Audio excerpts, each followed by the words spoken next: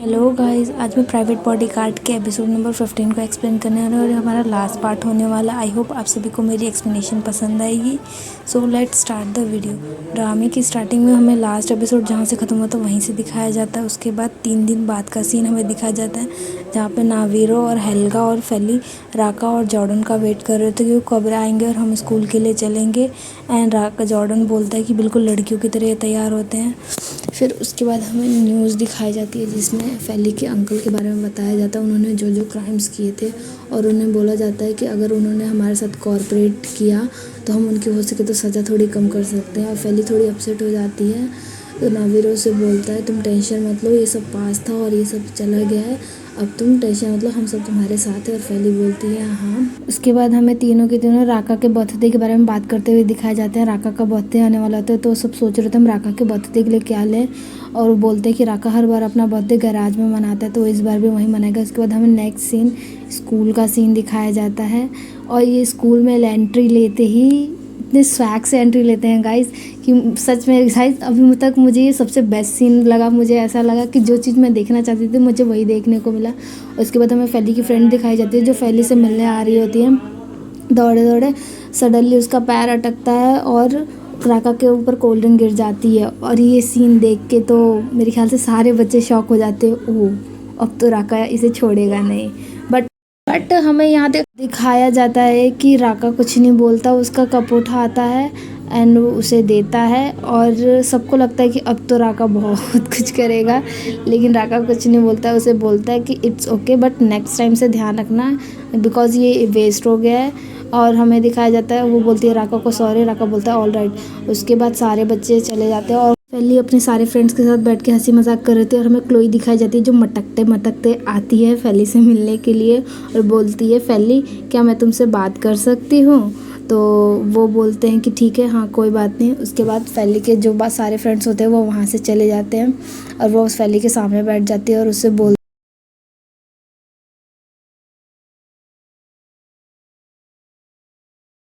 तुम अभी भी गुस्सा हो मुझसे उस वीडियो को लेके, अभी भी रिग्रेट है उस वीडियो को लेके और मैं एडमिट करती हूँ कि मैंने तुम्हारे साथ गलत किया। फिर फेली बोलती है आई डोंट नो, मुझे तुम्हें नहीं पता तुम सच बोल रही हो या झूठ बोल रही हो।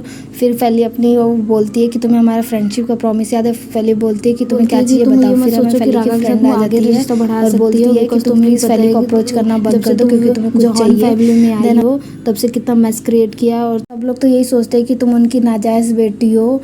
लगता है कि मिस्टर जॉन तुम्हारी हेल्प करेंगे बट एंड में तुम उनको डिस्ट्रॉय कर दोगे, तुम्हारी वजह से उनको कितना लॉस हो रहा है। फिर फेली की फ्रेंड बोलती है कि फेली चलो तुम यहाँ से इसकी बकवास बातें मत सुनो, ये तो ऐसी बकवास करती रहती है। और हमें यहाँ क्लोई दिखाई जाती है जो थोड़ी खुश होती है फेली को ऐसी बातें बोलकर। उसके बाद स्कूल की छुट्टी का टाइम दिखाया जाता है जहाँ राका फेली के पीछे पीछे आ रहा होता है और फेली जो होती है राका को इग्नोर मार रही होती है। बोलती है कि तुम्हें हो क्या गया, तुम इतनी स्ट्रेंज क्यों बिहेव कर रही हो। वो बोलता है कि चलो हम साथ में चलते हैं। फेली बोलती है कि नहीं मैं खुद चली जाऊंगी। देन उसके बाद राका बोलता है कि ठीक है लेकिन तुमने मुझसे प्रॉमिस किया था कि हम वॉक के लिए चलेंगे, तो फेली बोलती है ठीक है हम चलते। के बाद हमें राका और फेली दिखाए जाते हैं जो पार्क के अंदर बैठे हुए थे और दोनों बातें कर रहे थे और वो दोनों आइसक्रीम खा रहे थे। देन फेली बोलती है मेरे बारे में जो भी रूमर्स फैल रहे हैं नाजायज़ बेटी होने का, क्या वो मिस्टर जॉन के वर्क पे इफेक्ट पड़ तो रहा होगा। तो राका बोलता है कि हाँ ये पड़ तो रहा होगा लेकिन तुम इसकी टेंशन मत लो, वो हम सब मिलके इसे सही कर लेंगे और तुम्हें इस चीज़ के लिए परेशान होने की ज़रूरत नहीं है। फेली बोलती है ठीक है। देन राका बोलता है कि तुम जब भी आइसक्रीम खाती हो तुम्हारा मूड अच्छा हो जाता है, तुम स्ट्रेस फ्री हो जाता है, तुम ज़्यादा स्ट्रेस लोगी तो तुम्हारे आगे के बाल सफ़ेद हो जाएंगे। राका बोलता है आगे चल के तुम्हें फ्यूचर में कभी भी कोई प्रॉब्लम हो तो मुझसे आके सबसे पहले इन्फॉर्म करना। फिर फेली क्लोई की औरतों के बारे में सोचने लगती है कि जो क्लोई ने उसे बोला था कि वो बहुत बड़ी प्रॉब्लम है मिस्टर चौहान की फैमिली के लिए। उसे अपने अंकल की भी बातें याद है कि तो उसके अंकल ने कहा था कि तुम्हारे पेरेंट्स हमेशा से ही प्लान करते थे तुम्हें वापस ले जाने का, अगर एक दिन वो वापस आ गए तो तुम क्या करोगी। देन फेली बोलती है कि ओ मैं तो भूल गई कि मुझे मिस एडेला से मिलने ऑर्फनेज जाना। राका बोलता है कि मैं तुम्हें छोड़ देता हूँ। फेली बोलती है कि नहीं मैं खुद चली जाऊँगी और फेली चली जाती। फिर हमें ऑर्फनेज का सीन दिखाया जाता अडला फैली से बोलती है कि तुम ये बात मुझे अभी बता रही हो। वो बोलती है कि मुझे नहीं पता था कि वो कुछ करेगा। फिर फैली बोलती है इट्स ओके और मिस अडला बोलती है कि तुम ठीक हो ना। फैली बोलती है हाँ मैं ठीक हूँ और फिर वो गॉड को थैंक यू कहती हैं कि सब ठीक हो गया। फैली बोलती है कि मैं अपनी प्रेजेंस को बहुत सारी मुसीबत से घिरा हुआ देखना चाहती हूँ कि कंपनी को बहुत इफेक्ट डाल रहा है ये। फिर उसकी मिस अडला बोलती है कि इसमें तुम्हारी गलती नहीं है, उस टाइम हालात ही। और फिर फैली बोलती है कि मुझे अपने अंकल की बात याद आ रही है। उन्होंने बोला था कि मेरे पेरेंट्स हमेशा से प्लान करते थे मुझे वापस ले जाने का, अगर वो वापस आ गए तो मैं क्या करूँगी। तो वो उसकी मिस एलेडा बोलती हैं कि मुझे नहीं पता कि तू उसने सच बोल रहा है गुड, लेकिन तुम्हें जो सही लगता है तुम करो, मैं तुम्हारे साथ रहूँगी। और फिर उसके बाद हमें राका का कॉल दिखाया जाता है। जो राका कॉल आ रहा था, फैली थोड़ी अपसेट हो जाती है और यहाँ पे राका हमें बहुत प्रिंस चार्मिंग दिखाया जा रहा था। उसके बाद बोलते हैं फैली भी आ गई है और वो चारों के चारों फैली को देखने लगते हैं और राका फैली को देखता है तो उसे तो देखता ही रह जाता है। और सच में यहाँ पे फैली भी मुझे बहुत सुंदर लग रही होती है। फिर राका फैली के पास जाता है, उसे अपना हाथ देता है, लेकिन फैली इग्नोर मार देती है बेचारे का, तो पोपट ही हो जाता है वहाँ पे। फिर उसके बाद हमें दिखाया जाता है सब के सब एक एक करके आते हैं और राका को हैप्पी बर्थडे विश करते हैं, हैप्पी बर्थडे विश करते हैं। और फैली दिखाई जाती है जो हेमा से बात करने लगती है और हेमा बोलता है आज तुम बहुत सुंदर लग रही हो। तो फैली बोलते है तुम्हें ये लाइन्स मारने की ज़रूरत नहीं है। हेमा बोलता है कि मुझे तुमसे बात करनी है, क्या तुम साइड में आ सकती हो। फैली बोलती है हाँ ऑफकोर्स चलो चलते हैं। और राका दिखाया जाता है जो तो देख के शायद से थोड़ा जेलस हो रहा था। गाइस ये लड़कों का काम ही होता है जेलस होना, इसके अलावा कुछ काम ही नहीं होता। फिर हमें दिखाया जाता है बर्थडे बॉय को बुलाया जाता है। राका को सब आवाज़ दे के बुला रहे होते हैं, लेकिन राका तो सुन ही नहीं रहा था, वो तो फैली और हेमा को देख रहा था।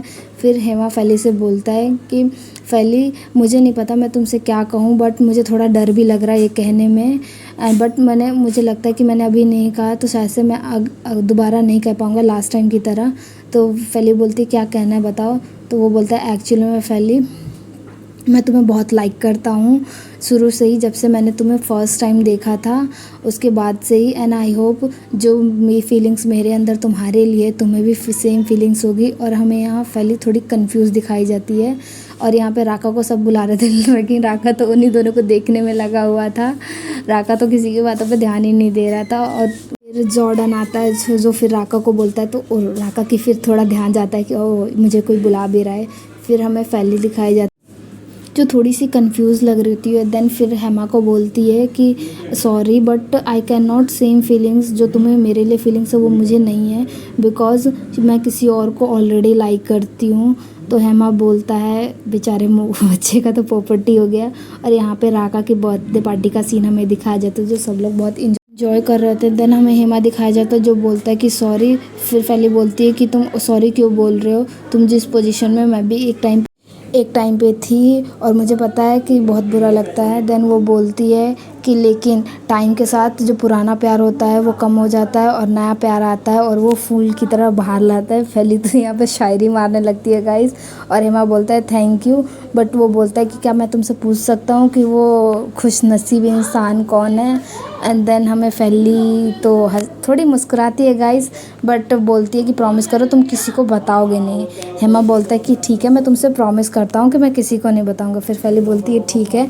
उसके बाद हमें ये सीन कट हो जाता है और इसके आगे हमें नहीं दिखाया जाता। फिर उसके बाद फैली पार्टी के बाहर दिखाई जाती है। उसके बाद राका आता है और फैली बोलती है तुम यहाँ क्या कर रहे हो, बर्थडे तुम्हारा है। तो वो बोलती है कि नो मैटर, बस तुम्हें देखना चाहिए। फिर फैली बोलती है सिर्फ मुझे ही क्यों। तो वो बोलता है कि तुम्हें पता है कि मैंने अपनी फीलिंग्स तुम्हें एक्सप्रेस की थी और बोलता है कि मुझे पता है तुम चाहे कितनी भी दूर क्यों ना चले जाओ मैं तुम्हारा वेट करता रहूँगा। देन फैली बोलती है कि मैं तुम्हें एक्सेप्ट नहीं कर सकती राका।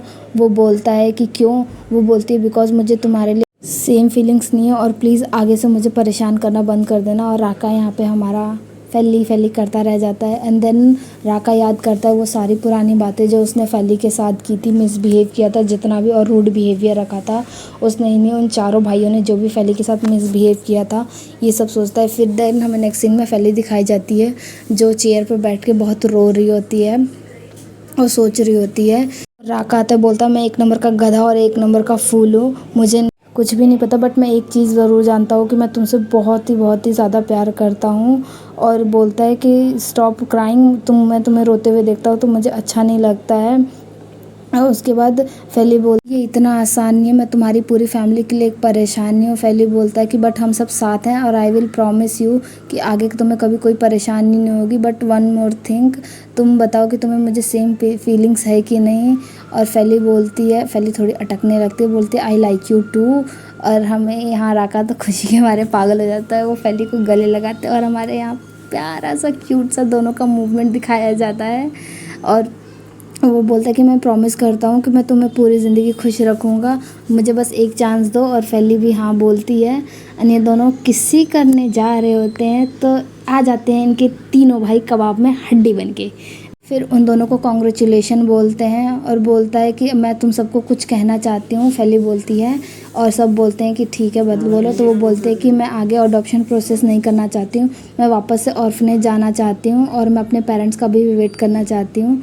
फिर वो फैली बोलती है कि मैं तुम सबके लिए एक स्पेशल डिनर बनाऊंगी। वो सब कहते हैं कि क्या, तो वो बोलती है फ्राइड राइस। उसके बाद ये सब घर आ जाते हैं। मिस्टर जॉन कहते हैं तुम सब आ गए और हमें साइड में एक लेडी दिखाई जाती है जो जिसको देखते ही फैली शॉक हो जाती है क्योंकि वह वही लेडी थी जो फैली की सर्जरी की बात कर रही होती है। और ये ड्रामा हमारा यहाँ पे ख़त्म।